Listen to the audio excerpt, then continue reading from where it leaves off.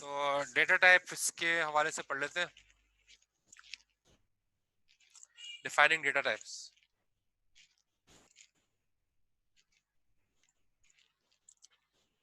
तो मुख्तलिफ मैंने आपको पहले भी बताया था कि असेंबली के अंदर ना सारी डेटा टाइप्स जो है वो बाइट में ही डिफाइंड होती हैं। तो डेटाबेस आप देख लें, यहाँ पर सारी बाइट्स में ही है। तो स्ट्रिक्टली डेटा टाइप्स हैं उसकी, byte, sign byte, word, sign word, dword, sign dword, quad word, terabyte, ये सारे एक्चुअली बाइट्स के अंदर ही हैं। यानी कि आपका असेंबली का प्रोग्राम जो है वो कितना साइज लेता है, वो वेरिएबल जो है वो डिपेंड करता है कि आपने कौन सी उसका जो है टाइप रखी है।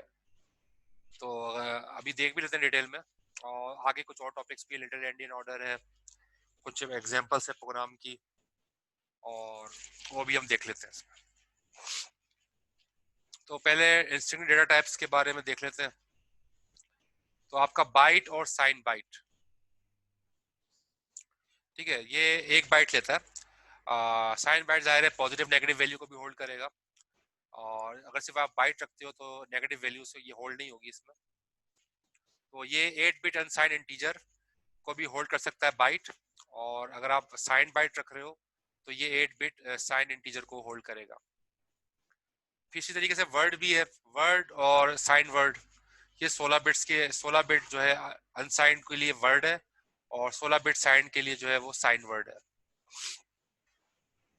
इस तरह से डी वर्ड है, डी वर्ड जो है वो 32 बिट अनसाइंड के लिए आप यूज करोगे डी वर्ड, और साइन डी वर्ड जो है एस डी वर्ड जो आप यूज करोगे साइन इंटीजर के लिए 32 बिट के।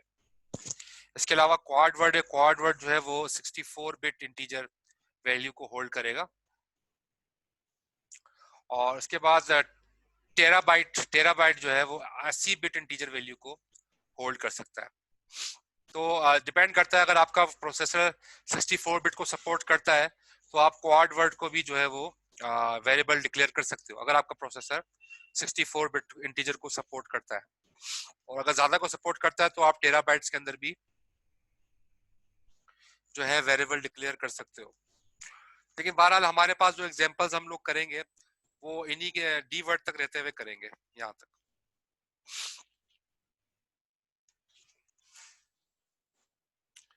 इसके अलावा रियल डेटा टाइप भी होती है। रियल डेटा टाइप जो है वो फ्लोटिंग पॉइंट वैल्यू को अपने पास होल्ड करती है। तो 4 बाइट जो है 4 बाइट होता है, अगर आप रियल 4 करोगे तो रियल 4 जो है 4 बाइट पे मुश्तमिल होगा, यानी कि 32 बिट पे। और अगर रियल 8 करोगे तो ये 8 बाइट पे मुश्तमिल होगा, यानी कि बहुत बड़ी वैल्यू को होल्ड कर सकता है रियल 8। लेकिन ये कौन सी वैल्यूज है? फ्लोटिंग वैल्यूज, जिसके अंदर आपका पॉइंट आता है, जैसे 6.2479, इस तरह की जो वैल्यूज हैं जिसके अंदर फ्लोटिंग वैल्यूज है, जिसके पॉइंट आता है। तो ऐसी वैल्यू के लिए अगर आप डेटा टाइप रखोगे तो रियल रखना। रियल रियल 4 बाइट लेता है, रियल 8 बाइट लेता है, और रियल 10 जो है वो 10 बाइट लेता है। बहुत बड़ी वैल्यू हो तो रियल 10 यूज कर लेना।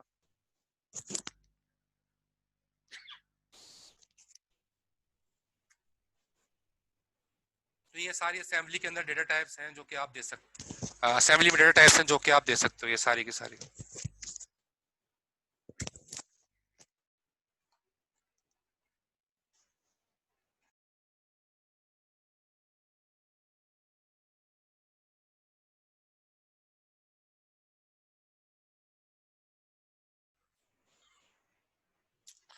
अच्छा, यहाँ पर डेटा डिफाइन करने की स्टेटमेंट कैसी होती है वो देख लेते हैं। जैसे आपने ये वैल्यू 1 लिखा हुआ है, वैल्यू 1 क्या है? ये एक वेरिएबल का नाम है, और इसकी डेटा टाइप आपने क्या रखी है? बाइट। और इसके अंदर होल्ड क्या कर रहे हो आप? 10। तो एक्चुअली 10 वैल्यू जो है वो वैल्यू 1 नाम का वेरिएबल होल्ड करेगा, और इसका साइज होगा 1 बाइट का। ठीक है, तो ये आपने इस तरह से वेरिएबल डिक्लेयर भी किए होंगे लैब के अंदर।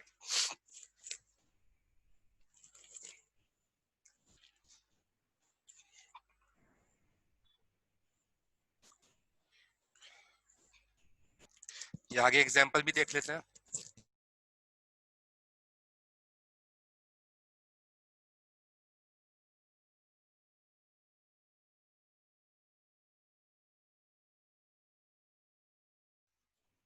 अब इसमें लिखें वैल्यू 1 बाइट ए,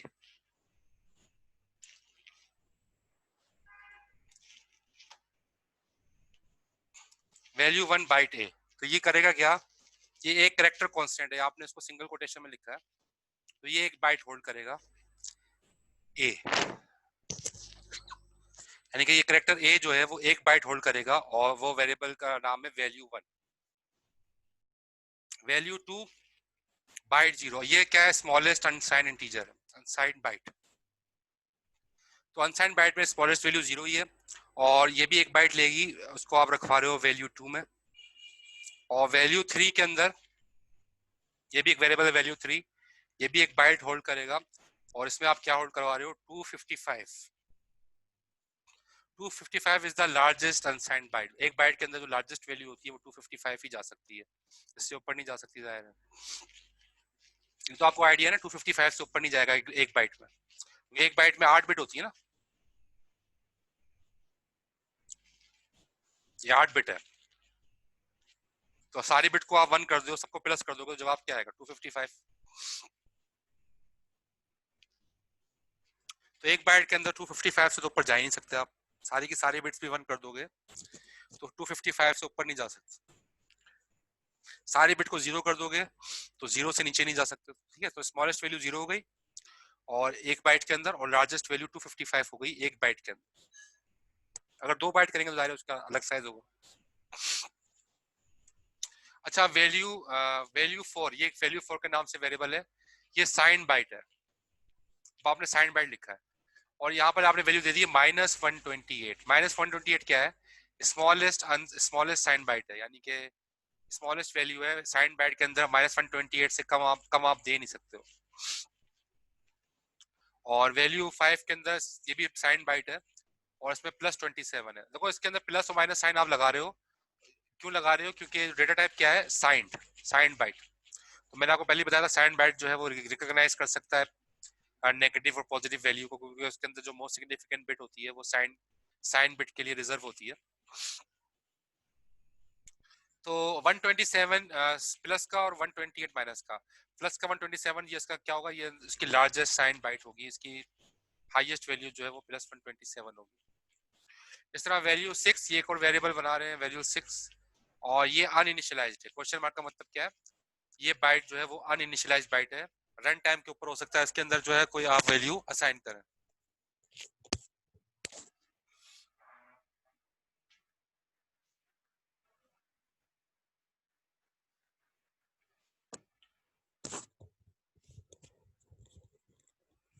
तो ये कुछ एग्जांपल्स थी यहाँ पर जो आपको दिखाई गई हैं कि वेरिएबल डिक्लेयर करते वक्त जो बाइट के अंदर रहते हुए रेंजेस दिखाई गई हैं यहाँ पर, स्मॉलेस्ट और लार्जेस्ट, साइंड में भी और अनसाइंड में भी, और अनिशियलाइज बाइट कैसे करा है वो भी दिखाया गया। अच्छा, एरेस पे आपने काम किया लैब में, एरेस पे?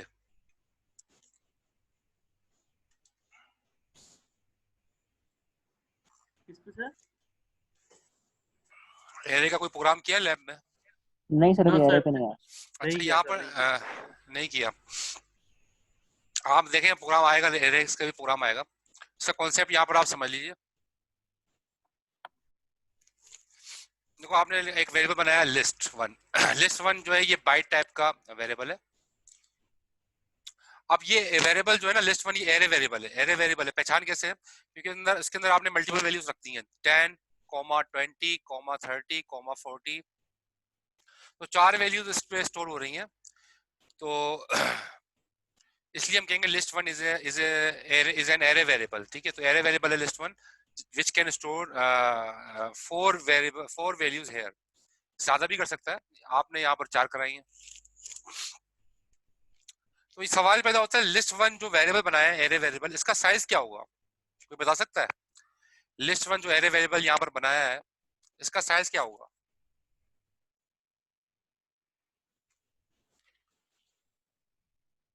सर साइज इसका 4 होगा, 4 जो बाइट लेंथ है जी। होगा, साइज इसका 4 बाइट होगा। कैसे 4 बाइट होगा, देखो ये एक बाइट लेगा 10, ये एक बाइट लेगा 20, ये एक बाइट लेगा 30, ये एक बाइट लेगा 40, तो इसका साइज हो जाएगा 4 बाइट। जी 4 बाइट इसका साइज हो जाएगा, लिस्ट वन वेरिएबल का साइज होगा 4 बाइट, ठीक है। यानी कि हर एलिमेंट एक एक बाइट लेगा, एरे का हर एलिमेंट एक एक बाइट लेगा, तो टोटल 4 बाइट, क्योंकि 4 एलिमेंट्स हैं यहाँ, तो टोटल 4 बाइट हो जाएंगे। बाइट क्यों ले रहा है? क्योंकि आपने डेटा टाइप बाइट रखी है। अब लिस्ट टू जो है वो भी बाइट, तो यहाँ पर अलग, ये भी लिस्ट टू भी एक एरे वेरिएबल है, और इसके अंदर आपने बाइट लिखा, बाइट वैल्यूज को बाइट वाइज सेव करेगा। और वैल्यूज आपने किसमें कितनी रखी है? 10, 20, 30, 40। नेक्स्ट लाइन पे भी आपने पे लिखा बाइट 50, 60, 70, 80। फिर नेक्स्ट लाइन में लिखा आपने बाइट 81, 82, 83, 84। ये सारी की सारी वैल्यूज, तकरीबन 12 वैल्यूज हो गई हैं, ये लिस्ट टू नामी वेरिएबल के अंदर स्टोर होंगी, एरे वेरिएबल लिस्ट टू के अंदर। और इसका साइज क्या होगा? जाहिर है 12 वैल्यूज हैं, तो 12 को आप मल्टीप्लाई कर दो, ठीक है ना। यानी कि 12 बाइट्स जो है ना, ये आपके ले लेगा 12 बाइट्स, क्योंकि 12 वैल्यूज है, तो 12 बाइट लेगा ये लिस्ट टू वेरिएबल। इस तरह लिस्ट थ्री नाम का एक वेरिएबल है। अच्छा, एक बात नोट करें, जब आप नेक्स्ट लाइन पे चले जाते हैं ना, नेक्स्ट लाइन में जब आप एंटर करके चले जाते हैं, तो आपको दोबारा बाइट लिखना पड़ता है, ठीक है। जब आप 80 पे अगर दोबारा नेक्स्ट लाइन पे चलेगा, तो दोबारा आपको बाइट लिखना पड़ेगा। अगर आप चाहते हो नेक्स्ट लाइन पे जाएं और बाइट ना लिखना पड़े, तो यहाँ पर कोमा लगा दो, जैसे 40 के बाद कोमा, अगर आप कोमा लगा देते 40 के बाद, फिर आप नेक्स्ट लाइन पे जाते, फिर आपको बाइट लिखने की जरूरत नहीं थी। इस तरह 80 के बाद कोमा लगा देते, तो बाइट लिखने की जरूरत नहीं थी। लेकिन अगर आप कोमा नहीं लगा रहे, सिर्फ एंटर कर रहे हो, तो फिर आपको बाइट लिखना पड़ेगा अगली लाइन पे। इस तरह लिस्ट थ्री के नाम से एक वेरिएबल बनाया है, ये भी बाइट टाइप का वेरिएबल है। अब इसमें देखो अलग अलग वैल्यू स्टोर हो रही है। पहली वैल्यू अनइनिशियलाइज है, दूसरी वैल्यू में 32 है। अब ये 32 डेसिमल का है, क्योंकि इसका रेडिक्स नहीं लिखा, मैंने आपको बताया था इसका रेडिक्स ना हो, तो बाय डिफॉल्ट इसको डेसिमल वैल्यू काउंट करता है। तो 32 इज अ डेसिमल वैल्यू।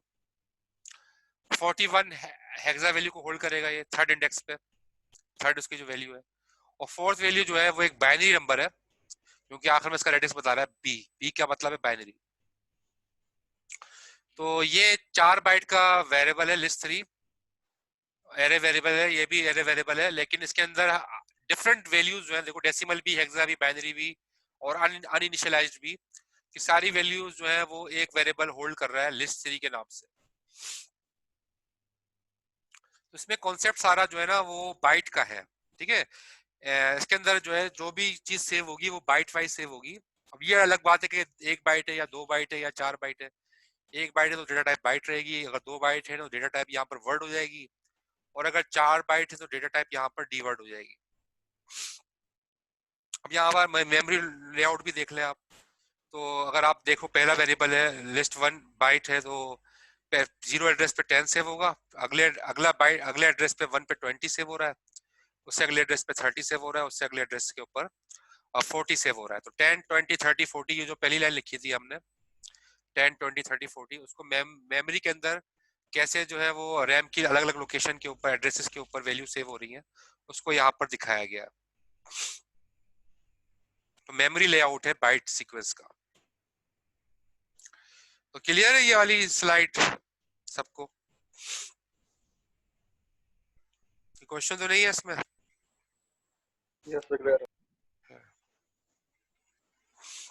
अभी एक प्रोग्राम आ गया है, देखें, ये इसके अंदर स्ट्रिंग दिखाया जा रहा है।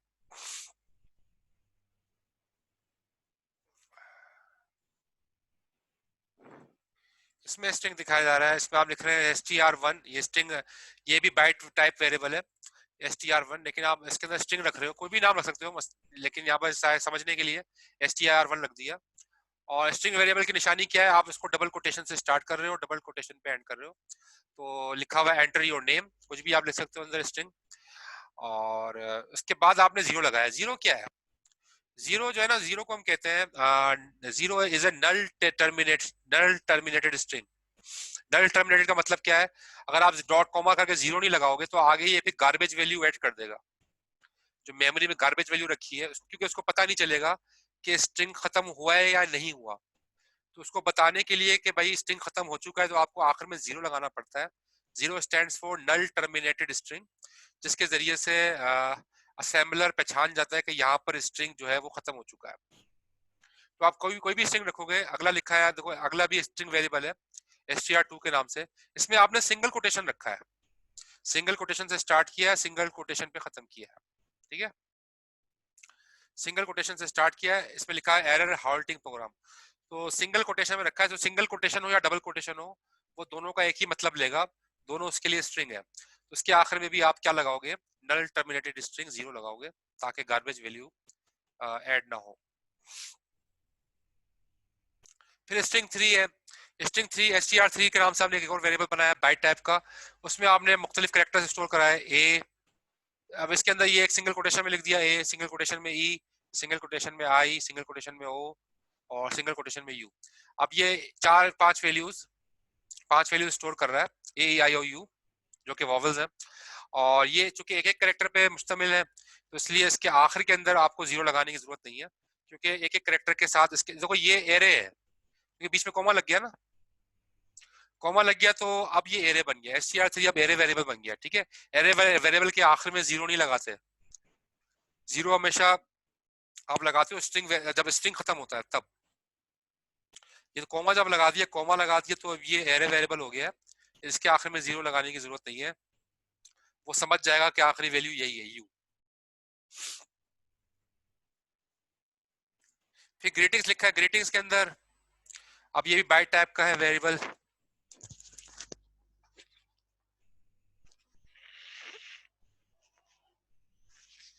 ये बाइट टाइप का वेरिएबल है, और उसमें लिखा है welcome to the encryption demo program, ठीक है। ये बाइट है, फिर आपने दोबारा एंटर कर दिया, तो अगर एंटर कर दिया तो दोबारा बाइट लिखना पड़ेगा आपको। फिर लिखा है क्रिएटेड बाय किप्रोवाइड। अब ये पूरा टेक्स्ट है, ठीक है, उस टेक्स्ट के आखिर में आपने जीरो लगा दिया ताकि गार्बेज काउंट ना हो। तो इस तरीके से होता है। अच्छा ये बताएं, str1 जो है इसका इसके ये str1 वेरिएबल कितने बाइट लेगा? ये str1 पहला वेरिएबल है str1, ये कितने बाइट लेगा?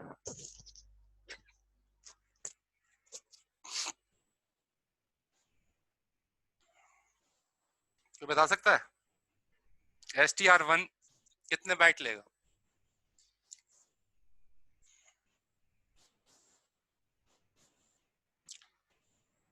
लिखा हुआ जवाब एक,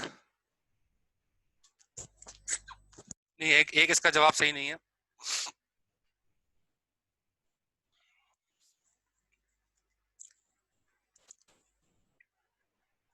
देखो इसके अंदर जो एक एक करेक्टर है ना, इसमें एक एक करेक्टर जो है वो एक बाइट लेगा। ई एक करेक्टर है, ई एक बाइट लेगा, एन एक बाइट लेगा, टी एक बाइट लेगा, समझ रहे हैं? हत्ता की जो स्पेस है ना, ये भी एक बाइट लेगा।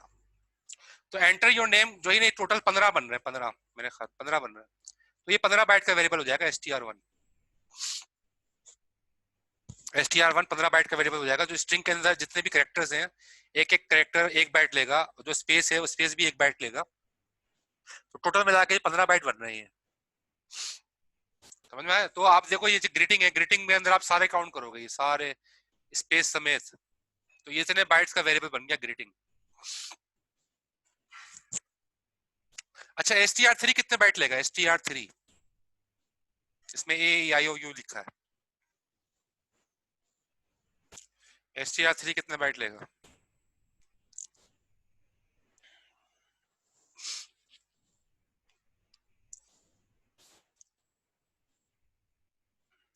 str3 लेगा 4 बाइट,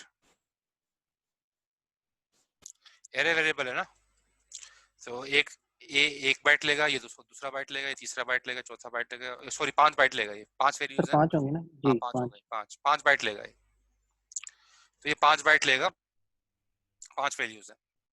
तो मतलब आपको ये कॉन्सेप्ट क्लियर हो गया ना कि बाइट वैल्यू जो वेरिएबल है वो उसके वो कितने साइज का है, ये डिपेंड करता है कि उसकी वैल्यूज क्या क्या कितनी दे रहे हो आप, और उतनी मल्टीप्लाई कर दोगे एक एक बाइट से, तो उतने बाइट का वो वेरिएबल काउंट होगा।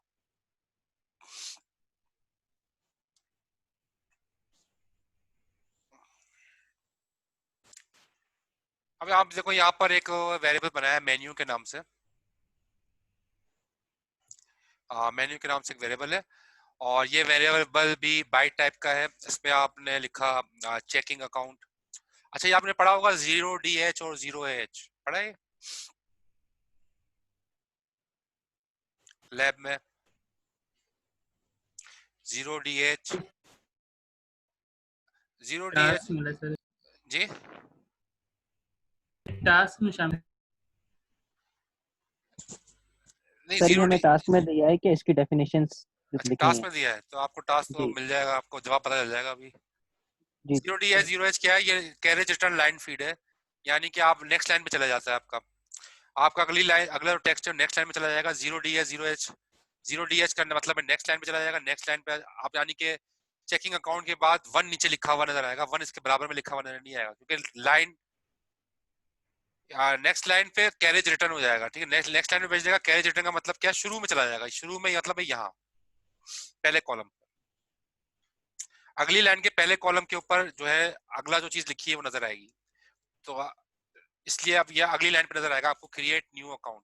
फिर दोबारा कैरेज रिटर्न लाइन फीड, यहाँ पर 2 मरतबा किया है, एक लाइन और दूसरी लाइन, 2 लाइनों के बाद जो है वो आपका ये नजर आएगा, क्रिएट अ न्यू अकाउंट।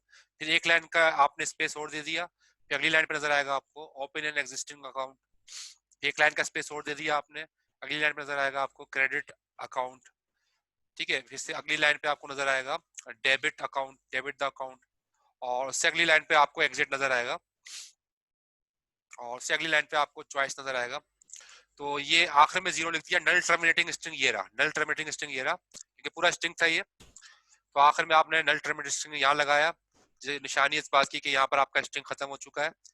और ये एक मेन्यू बन गया, एक बाइट के अंदर, एक वेरिएबल के अंदर ही आपने पूरा मेन्यू स्क्रीन के ऊपर डिजाइन करके डिस्प्ले कर सकते हो। एक वेरिएबल के अंदर ही आपने काम किया।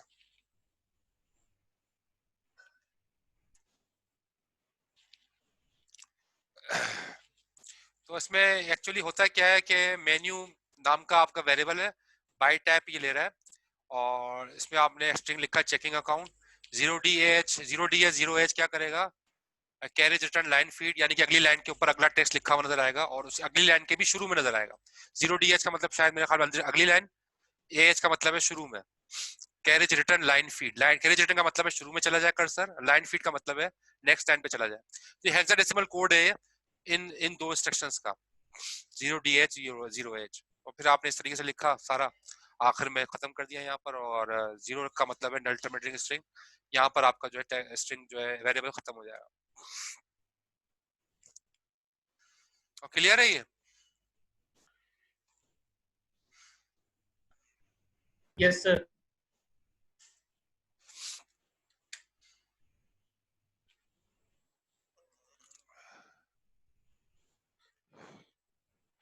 अच्छा, यहाँ पर देखें एक और एग्जांपल आ रही है, ये दोबारा दिखा रहा है 0DH 0H। 0DH का मतलब है कैरेज रिटर्न, 0H का मतलब है लाइन फीड। कैरेज रिटर्न का मतलब है लाइन के शुरू में चले जाओ, 0H का मतलब है लाइन फीड के अगली लाइन पे चले जाओ। ठीक है, तो str1 byte enter your name, enter your name किया, ये लिखा हुआ आएगा, मतलब ये स्ट्रिंग में चला गया एंटर योर नेम। और कैरेज रिटर्न और लाइन फीड का आपने कर दिया, अगली लाइन पे लिखा हुआ आएगा एंटर योर एड्रेस। और ये आखिर में नल टर्मिनेटेड स्ट्रिंग लगा दिया, इसका मतलब है यहाँ पर आपका स्ट्रिंग वेरिएबल खत्म हो गया। अब ये देखो, एक वेरिएबल बनाया आपने न्यू लाइन के नाम से, ये भी बाइट टाइप का वेरिएबल है। इसमें आपने क्या क्या रखवा दिया? इसमें आपने रखवाई ये दिया 0DH 0H, यानी कि कैरेज रिटर्न लाइन फीड, और आखिर में नल टर्मिनेटेड स्ट्रिंग भी लिख दिया आपने। तो होगा क्या, आप कहीं भी जाके आप न्यू लाइन को आप एनवायरनमेंट में डिस्प्ले कराओगे ना, कंसोल आपने क्या लिखा है डिस्प्ले के लिए, कौन सा फंक्शन यूज कर रहे हो आप? राइट स्ट्रिंग कर रहे होगे ना। Yes sir. तो आप राइट स्ट्रिंग करके न्यू लाइन करवाओगे ना, तो नई आपको करेगा क्या कि नई लाइन पे ले जाएगा आपको, यानी कि वो ये वाला काम करेगा, 0DH 0H वाला काम करेगा, क्योंकि इसमें आपने रखवाया यही है। तो आप राइट स्ट्रिंग करके न्यू लाइन लिखोगे ना, अगर आपने न्यू इसके अंदर इस वेरिएबल में अगर आपने 0D है 0H ही रखवाया है, तो एक्चुअली ये काम यही करेगा, अगली लाइन पे ले जाएगा आपको, फिर ये लिखने की जरूरत नहीं पड़ेगी, 0D है 0H लिखने की जरूरत नहीं पड़ेगी, आप वहां पर उसी जगह न्यू लाइन लिख देना।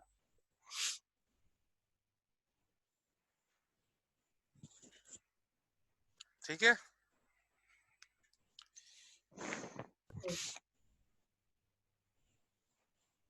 सर मतलब दोबारा हमें 0TH 0AH सिर्फ एक दफा लिखना है, जब भी हमें न्यू लाइन कॉल करनी है तो राइट स्ट्रिंग करके न्यू न्यू लाइन कॉल करेंगे। हाँ न्यू लाइन लिख देंगे तो न्यू लाइन के अंदर यही तो रखा है 0D है 0H, तो आप नई लाइन पे चले ओके, जाएगा वो।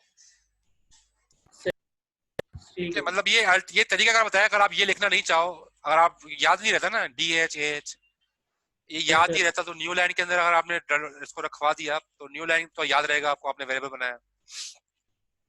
तो यानी कि एक ही दफा बस वेरिएबल बना दें न्यू लाइन का, और उसको जब हाँ भी कॉल करना हो हमेशा उसको कॉल करना। जी जी, फिर से उसको कॉल करना। Okay sir.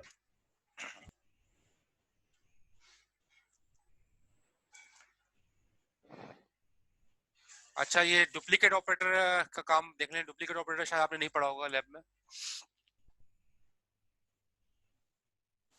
DUP operator, duplicate operator, use duplicate to allocate create space for an array और string। इससे आप लिखते क्या हो, काउंटर डुप्लीकेट और आगे आर्गुमेंट,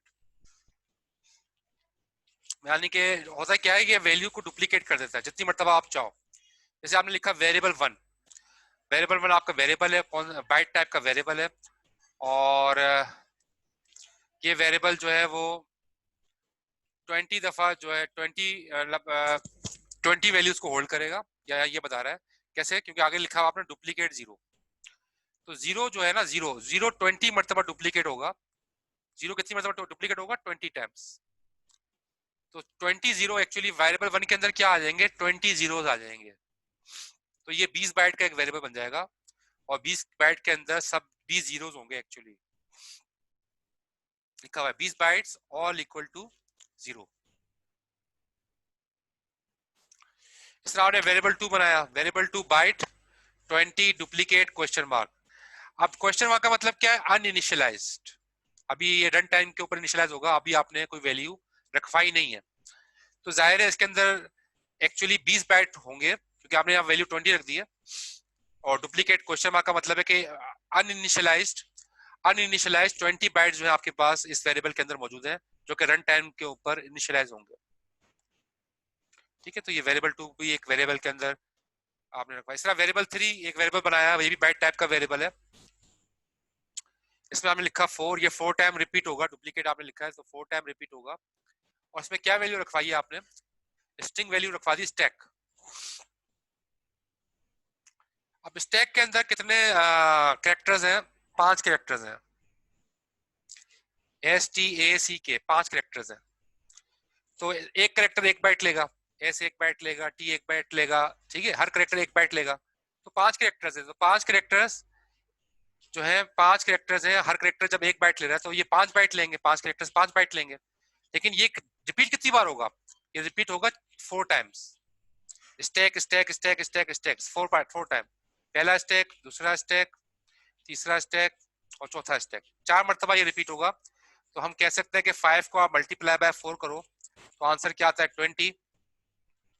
तो ये वेरिएबल जो है 20 बाइट लेगा। वेरिएबल 3 भी 20 बाइट लेगा, जिसके अंदर 5 मरतबा स्टैक जो है वो रिपीट होगा, 4 मरतबा स्टैक रिपीट होगा। 5 कैरेक्टर्स है इसके अंदर और 4 बार ये रिपीट होगा, तो टोटल बाइट इसका जो साइज बन जाएगा वो 20 बन जाएगा। क्लियर हो सर गया एक क्वेश्चन है, जी? एक क्वेश्चन है क्या है? सर, स्टैक हमने लिख दिया डुप्लीकेट के लिए, लेकिन अगर मैं स्टैक को हर जो डुप्लीकेशन आ रही है उसको नेक्स्ट लाइन पे करना चाहता हूँ, तो यहाँ पे भी 0DH 0AH लिख सकते हैं क्या इसके आगे, स्टैक के आगे? देखो इसके अंदर आप 0D है 0H इसके अंदर लिख सकते हो आप। हाँ, इसके अंदर आप लिख सकते हो 0D है 0H स्टैक की जगह, तो वो एक लाइन फीड करेगा। अगर आप 4 लिख दोगे यहाँ तो 4 लाइन फीड हो जाएंगी। ओके तो ये यहाँ पर जो है वो इस तरीके से काम कर रहा है ये।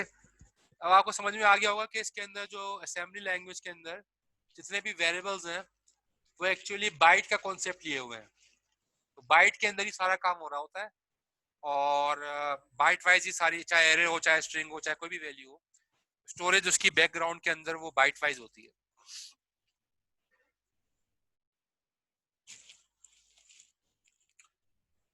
Defining word and signed word. Word मैंने आपको बताया था 2 बाइट का होता है, ठीक है। तो अगर अनसाइंड है तो सिर्फ वर्ड लिखेंगे आप, लेकिन अगर साइंड है तो आप एस वर्ड लिखेंगे। साइंड वर्ड के अंदर जाहिर है पॉजिटिव नेगेटिव दोनों वैल्यूज की साइन के साथ वो स्टोर करेगा। तो 16 बिट इंटीजर को होल्ड करने के लिए यूज करते हैं वर्ड। तो 16 बिट का मतलब कितना हो गया, 2 बाइट। तो आपने लिखा वर्ड 1, ये एक वेरिएबल का नाम बनाया आपने वर्ड 1। ये किस टाइप का है, वर्ड टाइप का है। वर्ड टाइप का मतलब 2 बाइट लेगा और इसके अंदर वैल्यू आपने रखवाई है 65,535। This is the largest unsigned value. सबसे बड़ी वैल्यू जो इसके अंदर पॉसिबल आ सकती है वो ये वैल्यू है 65,535। और वर्ड 2 के नाम से एक दूसरा वेरिएबल बनाया विच इज साइंड वर्ड, और उसके अंदर आपने नेगेटिव 32,768 वैल्यू रख दी। तो ये स्मॉलेस्ट साइंड वैल्यू है, यानी कि नेगेटिव के अंदर जो स्मॉलेस्ट वैल्यू रखी जा सकती है वो ये है, इससे कम आप रख नहीं सकते साइंड वर्ड के अंदर।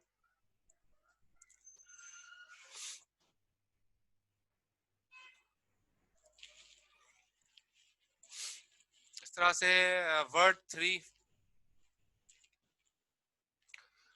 जो है वो वर्ड ये भी वर्ड को स्टोर करेगा, ये दो बाइट्स को स्टोर करेगा। ये क्वेश्चन मार्क का मतलब क्या है, ये अनइनिशियलाइज्ड है, ये अभी अनसाइंड वैल्यू है लेकिन ये अनइनिशियलाइज्ड है। रन टाइम के ऊपर इस पे कोई वैल्यू रखवाई जाएगी।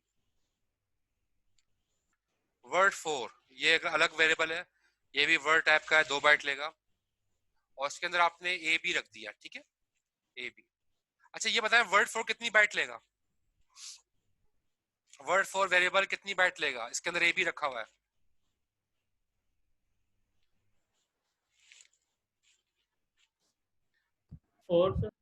4 बाइट लेगा, सही है।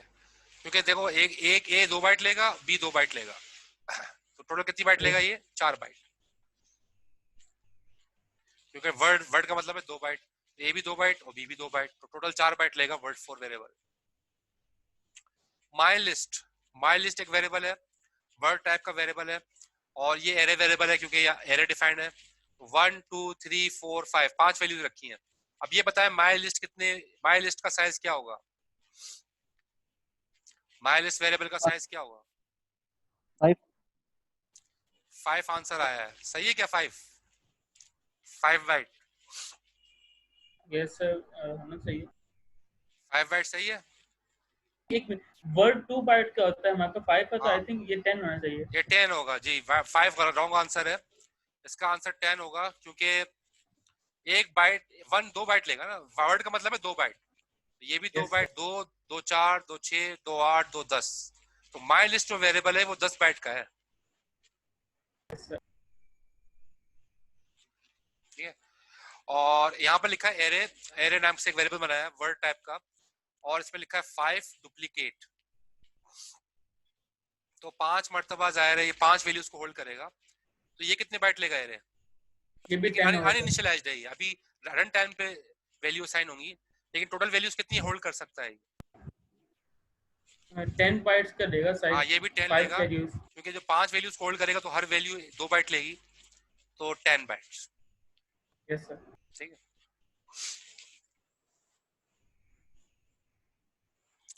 डी वर्ड आ गया, डी वर्ड मतलब डबल वर्ड यानी कि 4 byte. D word means 4 bytes. ये है साइन डी वर्ड, यानी कि ये प्लस माइनस साइन होल्ड करेगा साइन डी वर्ड। तो अगर आपने 4 बाइट पे काम करना है, जो 4 बाइट बड़ी वैल्यू है आपकी, तो आप डी वर्ड यूज करो। तो यहाँ पर लिखा है 1 2 3 4 5 6 7 8 और आखिर में रेडिक्स बता रहा है हेक्साडेसिमल, तो ये अनसाइंड वैल्यू है। डी वर्ड आपका डेटा टाइप है। अब आप बताएं क्या इसके अंदर 4 बाइट पूरे हो गए, ये कितने बाइट का वैल्यू है, वेल 1 ये 32 बिट होगी सर, शायद 32 बिट होगा। बाइट एक वर्ड, एक बाइट, एक वर्ड 4 बाइट कंसीडर करेगा। तो कितना हो यस गया सर, ये? 8 और 4 32। 32। हाँ, मैं आपको यही बताना चाह रहा था यार।